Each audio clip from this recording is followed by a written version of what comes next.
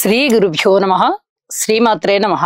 మా భక్తి టీవీని ప్రోత్సహిస్తున్నటువంటి మా ప్రేక్షకులందరికీ ధన్యవాదాలు తెలియజేస్తూ 16 మార్చి నుంచి 22 మార్చి వరకు గల కాలానికి రాశి ఫలితాలు ఏ విధంగా ఉన్నాయి ఇప్పుడు మనం తెలియజెప్పుకుందాము.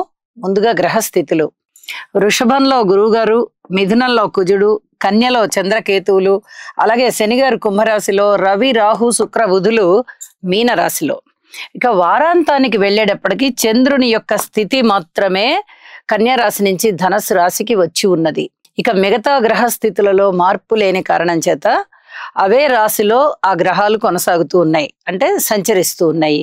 ఇక ఈ గ్రహాల యొక్క దృష్టి ఏ విధంగా ఉంది అంటే, కుజుని యొక్క దృష్టి చంద్రకేతువుల మీద ఉంది, గురువుగారి యొక్క దృష్టి కూడా చంద్రకేతువుల మీద ఉంది. ఇక మిగతా శనిగారి దృష్టి కానీ, గురువు గారి మిగతా దృష్టులు కానీ, అలాగే కుజుని యొక్క 7-8 దృష్టులు కానీ కేవలం రాసుల మీదనే ఉన్నాయి తప్ప గ్రహాల మీద లేవు. ఇది గమనించదగ్గ విషయం.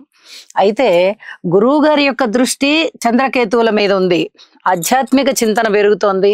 అలాగే మానసికంగా దృఢంగా ఉండడానికి, మంచి నిర్ణయాలు తీసుకోవడానికి, చక్కటి సత్ప్రవర్తనతో ఉండడానికి, ఆధ్యాత్మిక చింతన పెంచుకోవడానికి ఇత్యాది వాటన్నిటికీ కూడా ఈ దృష్టులు చాలా చాలా బాగున్నాయి.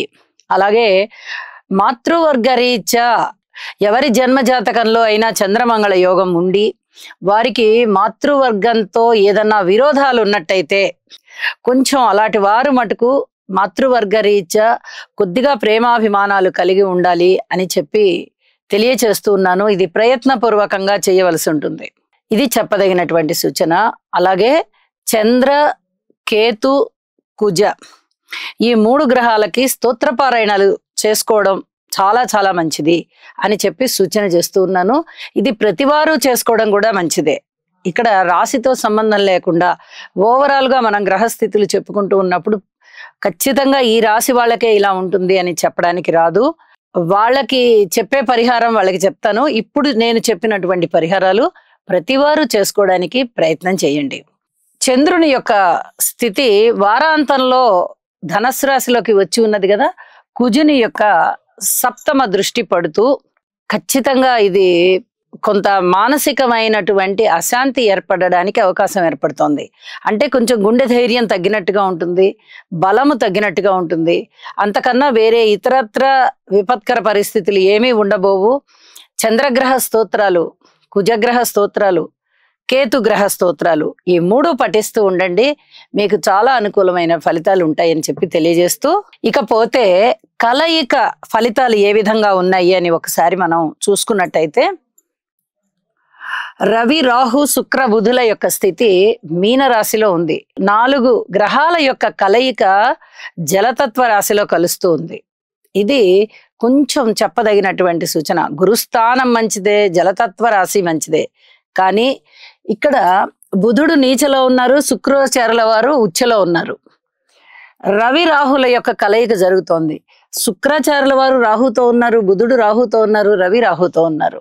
ఈ రకమైనటువంటి పరిస్థితి శారీరకమైన బలహీనతలు, అలాగే వినికిడి సమస్యలు, చర్మానికి సంబంధించిన ఇబ్బందులు, స్త్రీలతో ఇబ్బందులు, అలాగే వైవాహిక జీవితంలో ఇబ్బందులు, వివాహాది శుభకార్యాలు కుదరడానికి కూడా చాలా వరకు ఆటంకాలు ఉండడము, అలాగే పితృవంశ దోషం.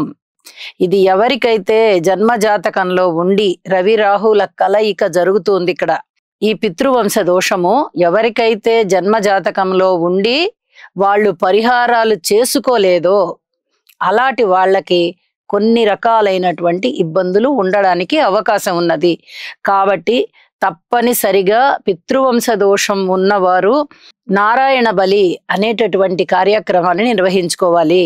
తండ్రి ఉన్నవారు తప్పనిసరిగా తండ్రి గారి చేతనే ఆచరింపజేయాలి. తండ్రి లేనివారు మాత్రమే కొడుకు చేయాలి. ఒకవేళ తాతగారు జీవించి ఉన్నారనుకోండి, తాతగారే చెయ్యాలి, తండ్రి గారి తండ్రి.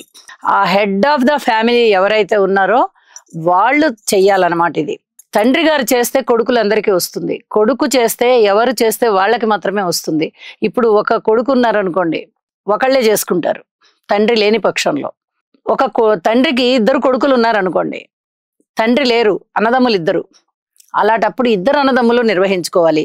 ఇది చెప్పదగినటువంటి సూచన. రాబోయేటటువంటి వారం రోజుల కాలంలో, ఈ 22వ తారీఖు నుంచి ఇంకొక వారం రోజుల కాలంలో షష్టగ్రహ కూటమి ఏర్పడుతూ ఉన్నది. కాబట్టి ఈ రకమైనటువంటి దోషానికి తప్పనిసరిగా ఫలితం కనిపిస్తూ ఉంటుంది ఇంతో అంతో. దాన్ని నివారించుకోవడానికి ఈ నారాయణ బలి చేసుకోవాల్సిందిగా సూచన. నారాయణ బలి చేసుకున్న వారు రవి రాహు స్తోత్రాలు పారాయణ చేసుకోండి. ఇది చెప్పదగినటువంటి సూచన. ఇక రాసుల్లోకి వెళ్దాం.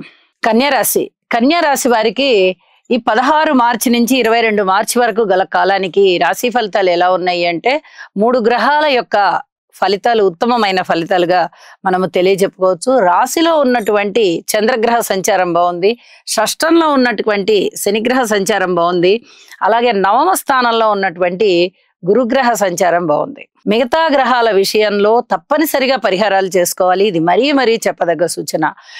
రవి రాహువుల కలయిక జరుగుతోంది.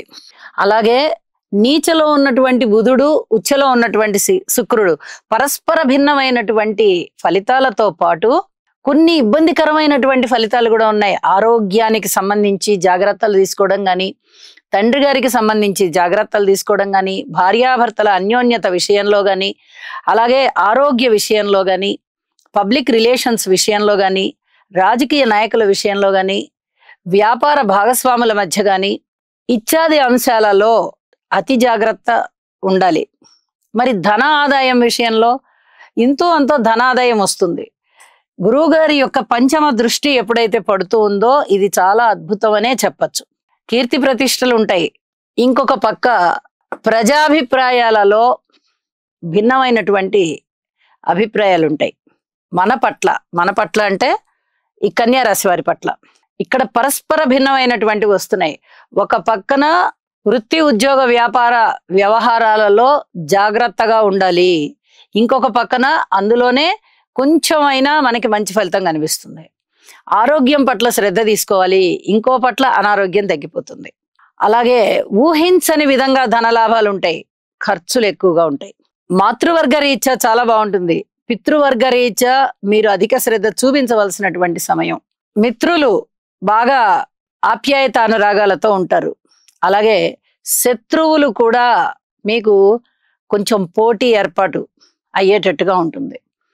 ఇలాగ పరస్పర విభిన్నమైనటువంటి ఫలితాలు కలుగుతూ ఉన్న కారణం చేత ప్రతి అంశంలోనూ జాగ్రత్త తీసుకోండి. విజయ అవకాశాలు ఉన్నాయి. ఇక్కడ చెప్పదగినటువంటి సూచన ఏమిటి అంటే మీరు ఎక్కడా కూడా అపజయాలు పొందుతారని లేదు. మీ జాగ్రత్తే మీకు శ్రీరామ రక్షగా ఉంది. 6వ స్థానంలో శని గారి యొక్క స్థితి సంచారము గాని, 9వ స్థానంలో గురువు గారి యొక్క స్థితి సంచారం గాని చాలా అద్భుతమైన ఫలితాలు కనిపింపజేస్తోంది ఇక్కడ. కాబట్టి ప్రతి విషయంలోనూ జాగ్రత్తగా ఉండండి. విజయం మీదే. పిత్రార్జితం రావడానికి అవకాశం ఉంది. అలాగే దైవ కార్యాలలో పాల్గొంటారు. పెట్టుబడులు పెట్టడానికి ఇప్పుడే అనుకూల సమయం కాదు. ఇది జాగ్రత్తగా ఆలోచించుకోండి. ధనలాభాల విషయంలో ధనలాభాలు ఉంటాయి. మీ వ్యక్తిత్వం ఇనుమడిస్తుంది. స్థానచలనం ఉంటుంది. మాతృవర్గ రీత్యా బాగుంది. విద్యార్థులకి బాగుంది. స్త్రీల విషయంలో మటుకు కొంచెం విష్ణు సహస్రనామ పారాయణ చేయవలసిందిగా సూచన చేస్తూ ఉన్నాను. సంతాన రీత్యా కొంత సంతృప్తి కలిగించేటటువంటి కాలంగా తెలియజెప్పచ్చు. ఉద్యోగ జీవితంలో పూర్తిగా ఓర్పు కలిగి ఉండండి. ఇవన్నీ కూడా చెప్పదగినటువంటి అంశాలుగా తెలియజేస్తున్నాను.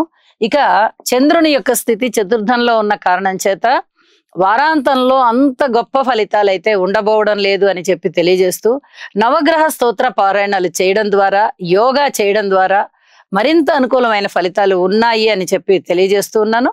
శుభం.